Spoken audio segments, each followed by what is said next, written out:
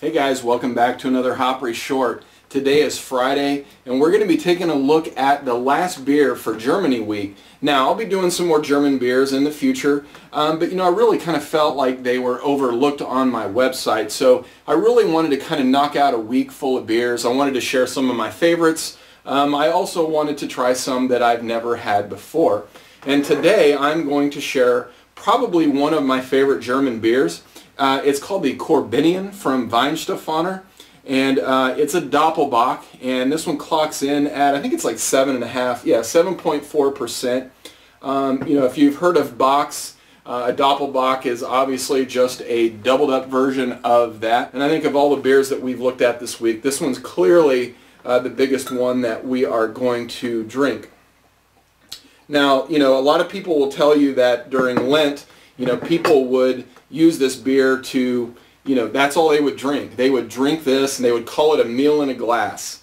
And really, by today's standards, there are a lot of beers that are like that. But I think in the old days, 7.4 was a pretty good sized beer. So anyway, let's go ahead and take a look at the color.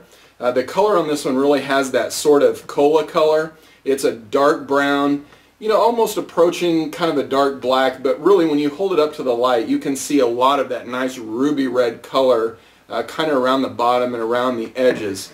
The head on it, almost looks like a Belgian dark strong ale. It's really got this nice hazelnut color, almost like a light hazelnut tan color.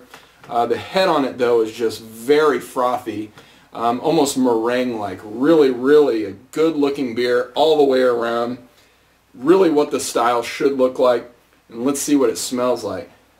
So one of the things that you're going to notice right away on this beer is that it's got a lot of those dark fruits like figs and prunes and dates. There's a lot of maltiness as well, and I think that's probably why I really like this style more than any other German, is that it really kind of reminds me of some of the bigger Belgian beers, kind of like a quadruple.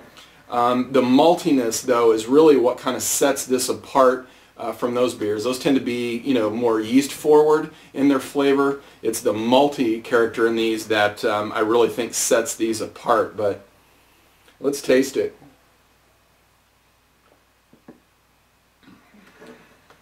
Boy, I love this beer. I mean, it's perfectly balanced. It's really got that, prune quality right up front, raisins. It's like there's a little touch of smokiness on the back end as it kind of washes down. The sweetness is perfect.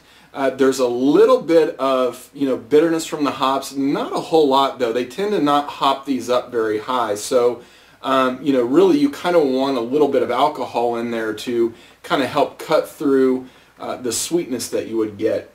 Of all the beers that I've reviewed this week, I really like the Goza style. I'm getting into those, a lot more recently. But, if I can really recommend that you go out and buy one beer this week, it would be the Weinstephaner Korbinian. I think you guys will really enjoy it. If you've already had it, you're probably shaking your head like, yeah, dog, that's the stuff. If you haven't had it, definitely get one. All of the beers that I've reviewed this week, I want to point out, are very cheap. In fact, I think this one's maybe $2.99. So, really affordable beers.